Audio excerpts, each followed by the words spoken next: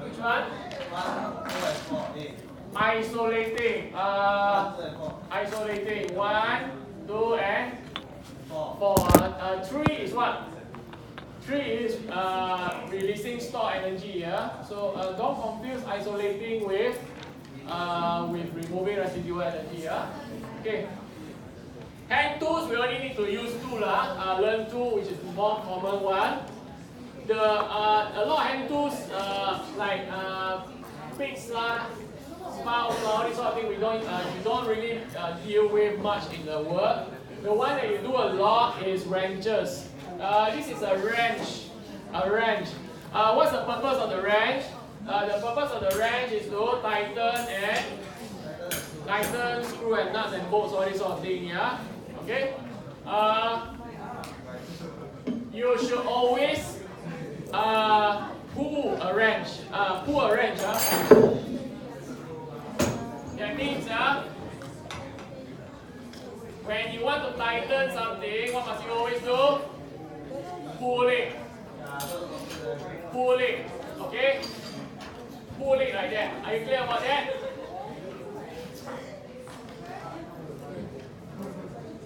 We are all very noisy today, you know. If I pull it. Now, why don't we push? Now, if it's on the floor here and if I push it down and whatnot like that, what happens if I slip? Where's gravity acting on? Gravity is acting down, am I right? So if I push it and I slip, gravity will make it worse, am I right? So I will fall down and hit my head on the something.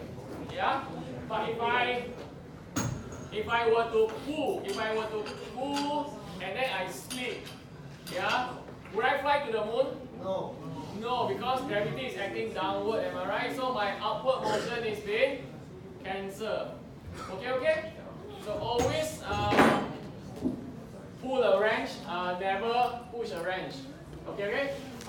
Don't use wrench as a hammer. It's a tough material, but it's not the hammer type of material. Okay? Sorry. Always use the right size, because if you use the wrong size, you are only gripping the nuts and the bolts and one single point of contact. If you slip, then chances of you hurting yourself is higher. Okay? But the most common wrong thing that people did when dealing with wrenches, all this sort of thing, is you know about torque or not, guys? Torque? Do you know what's torque?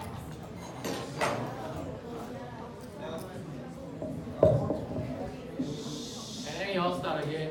This must be the 10th time I asked this group of people to shut up, you know. Alright. Are there some competition involved in this? Trying to say who can out-talk each other, is it? Alright, when you're doing all this blanking or blinding, all this sort of thing, yeah? This is a small flange, alright? The thing in the industry is that you're dealing with much bigger wrench, and when you want to tighten all this flange, you really need to tighten it very, very tight. Because as long as there's any imperfection, the moment you activate your high pressure pump, any not tight or whatever, it will cause the chemical to start shooting out. Alright? Start shooting out and splash everyone, or start dripping down, contaminate the environment and what have you not. Alright? But you have already tightened as hard as you can already, but it's still leaking out. It's not because of hole, it's just that you are limited by your body energy already, okay? Your body energy is the best you can do already. Right? When you turn a wrench, there's a turning moment that is called F times D. Force times perpendicular distance. Right? F is your force body, the body of your body, alright? So if F is already limited already, you being the clever guy that you are, and you know turning moment is F times D, how can you help yourself in this situation? It's still leaking even though after you have tightened as hard as you can already, it's still leaking. It's not that it's it's just that you cannot tighten anymore because your body force is that much already. That's all the F that you have. Yeah? So a lot of people, they are very clever. They know turning moment. Turning moment is what? F times D, am I right? So if F is all that they can do, that's the body strength that they have. What they can do is that they try to increase the perpendicular distance, the D. How they do that? They put the ring one on this one here, and next thing you know what? Oh, have they increased the distance? They have increased the distance, am I right? Then they can say, oh, then they can turn much easier now, okay? Because all of a sudden the F times D is much higher now, they can turn a few more and tighten the flange even more. Okay? But the problem with this is that what? The connection here is very flimsy, am I right? The connection here is very flimsy. Alright, what happens when you are turning, chances are you'll be holding here, am I right? Anything holding here? No, so this one is very flimsy. If you turn it around, actually there's some kind of potential energy you are building up. If you slip, and this thing can go flying, alright? And in the industry, that you always work with your body, so your body will be around. And if this thing go flying, you know, it's going to hit somebody, yeah? Right?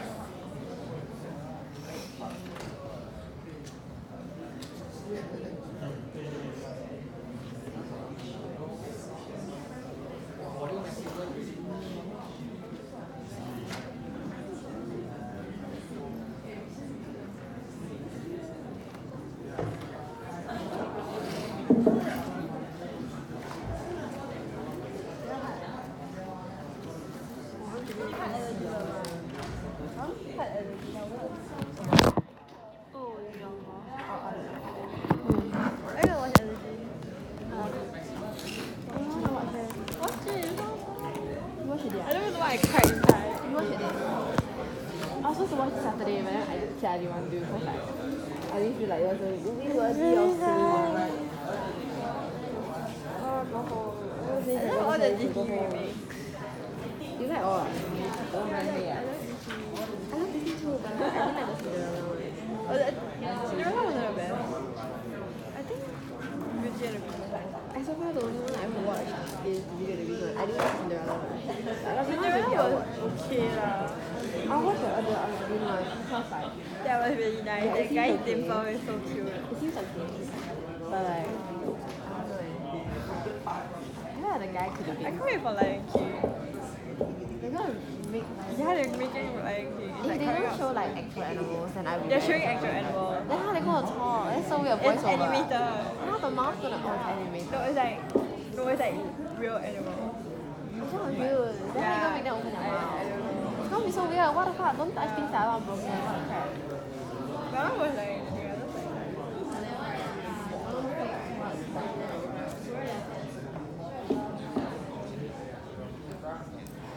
Yeah, what's that going to mess up with you? After Corona.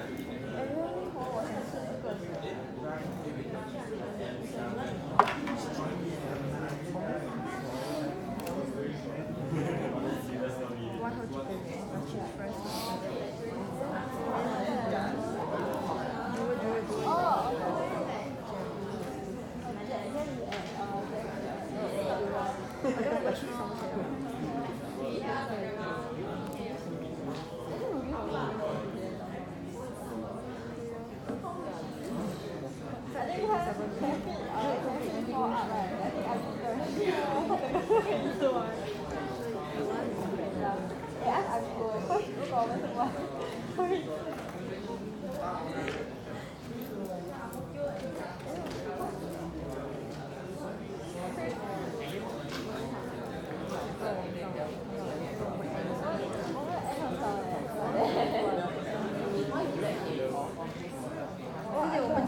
Alright, so when you using a wrench, don't extend the wrench, whether with another wrench or whether with a steel pipe or whatever. Alright, the rest you don't need to learn because we seldom use it, except maybe pliers. Now pliers are meant for what? This is a plier. A plier is meant to cut wire. Here, the front part here is not to turn nuts and bolts. To turn nuts and bolts, you use the wrenches. Wrenches, yeah? The front part is to flatten the wire so that the sharp edges there can be used to cut the rubber insulator. Okay? If you are dealing with electrical pliers, electrical work, then the handle should have rubber coating to increase your resistance. Right? We wait around until they finish.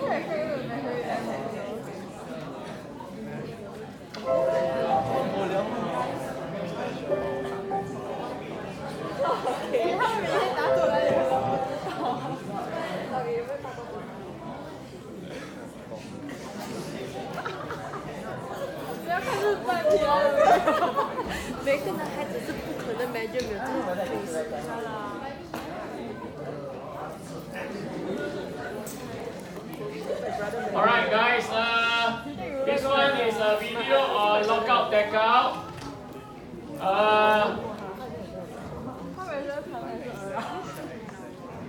Lockout takeout video.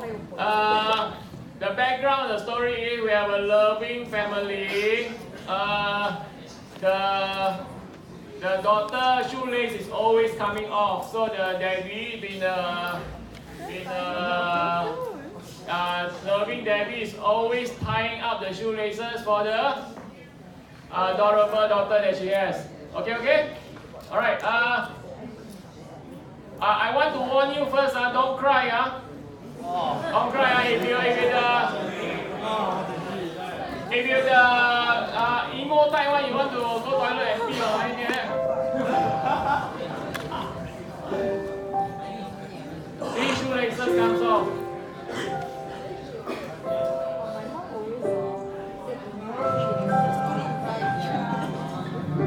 Yeah, loving family. Went up to the park to cycle together. Oh no! Shoelaces came off again. Oh, loving family. Oh no!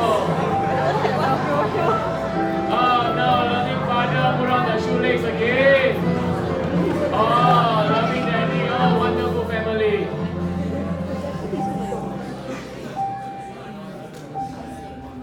Okay, horror show starts already.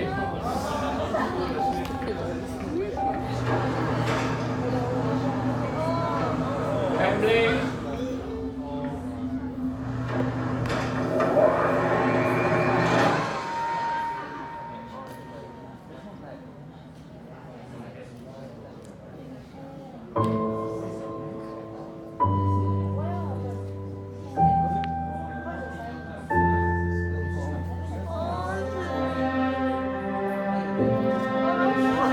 Oh, no more hand to tie shoelace anymore.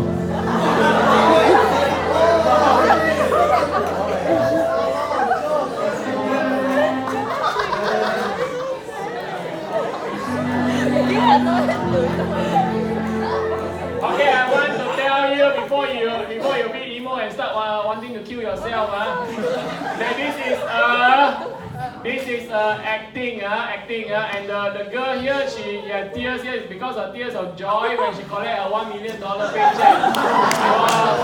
Convincing acting, It's nothing to do with being sad about that hang gun is just a CGI away, okay? So whatever you do, don't kill yourself,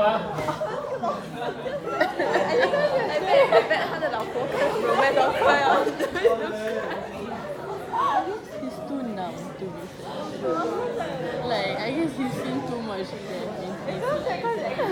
Okay, give me 10 more minutes and I finish off with the fire side. That day, Mr. Chris Shaw is so slow. Mr. Chris Shaw finished on the powder, all this extinguishing agent, yeah? Alright, now, classification hazards will not come out. Okay? Classification hazards like all this will not come out. Will not come out. So you don't have to learn, don't have to worry about all this sort of thing. Will not come out. Will not come out. Will not come out. Will not come out. Will not come out. Alright, then the only thing, then we start from here again. Types of fire extinguisher. Alright? There are two types of fire extinguisher. One is the stop pressure type. Stop pressure type, as the name suggests, the pressure inside here is already stored inside here. That means inside here, the pressure is already very high. Maybe 5 atm, 3 atm compared to outside. So the moment you press the lever, valve open, the high pressure inside the stop pressure fire extinguisher will push the liquid out. Okay? Right. But the problem with stop pressure one, look at that, is very simple. That's a good thing. But the problem is that because it's always under high pressure, because it's under high pressure, any little bit of leak anywhere will cause the gas to escape. Will cause the gas to escape. And once it escapes until normal atmospheric pressure, inside pressure is outside. Inside pressure is equal to outside pressure. Then no matter how hard you press, nothing will come out. Okay? So that's the downside of stop pressure. The good thing is that it is simple, so it's cheaper. But because it's always under pressure, so if there's a leak, all the pressure inside there will leak away. And when you finally want to use it, it becomes quite useless. So to prevent that, you can have the gas cartridge type. Gas cartridge, you notice there's a gas cartridge inside here. Okay? But the pressure inside here is same as outside. Here is 1 atm, outside is also 1 atm. So never need to worry about gas leaking. Alright? Only when you want to use a fire extinguisher, you press the lever there, there's a needle here. The moment you press it down, the needle here will poke the gas cartridge, and the gas cartridge will release the gas stored inside it and pressurize the inside of the fire extinguisher. Alright, and then push the extinguishing medium out. Okay? And this only happens when you press the lever, am I right? When you want to use the fire extinguisher. Okay? So it is safer. Whenever you want to use a fire extinguisher, it will always be ready to be used. But the problem is, of course, you got extra thing here, gas cartridge, it will be more expensive. Okay? Right. Last one is by when fire prevention. The basic of all the fire prevention is the principle we call the principle of VICES. V stand for ventilation. Remember we talked about the explosive range, the lower explosive limit, upper explosive limit. Always make sure there's a lot of ventilation so that any vapor that comes off will quickly be ventilated away, so that your vapor concentration in the air will always be below the lower explosive limit. Okay? So how they do it, they sometimes see the workshop there, the entire wall is actually can be opened up to allow wind to come in and carry away the vapor. I stand for ignition source. And if you remove ignition source, fire triangle is broken and no more fire will not occur. Right? In the chemical industry, ignition source like smoking, all these sort of things are strictly regulated. Right? If you get caught for smoking, it's instant dismissal. Right? Because you put your life and everybody else in the plant at risk. Alright? And not only just smoking, they also put a lot of effort in elimination of static discharge and all these sort of things. So a lot of bonding, grounding, all these things in the chemical industry. C stands for containment. If you have a storage tank and it contains 10 tons of liquid chemical, if any leak in the primary containment, you can spread the entire plant, am I right? Yeah? So to prevent spreading of the flammable thing all over the place, they have this thing called secondary containment. Secondary containment. This is your primary containment, but if it fails, if it leaks out, it will not go all over the plant. There's a secondary containment around it to capture the escaping liquid. Right? Now, can you tell me, from what I just tell you, you don't have this, you don't have this, but can you tell me where is the secondary containment here? Where is the secondary containment? Answer is D. D. C is what? Primary containment. So D is the secondary containment. Any indication the liquid will be trapped inside here. Right? That's C for containment. E for exchange. Exchange hazardous material with less hazardous material. Exchange hazardous process with less hazardous process. In your school last time, how do you boil something? How you cook something?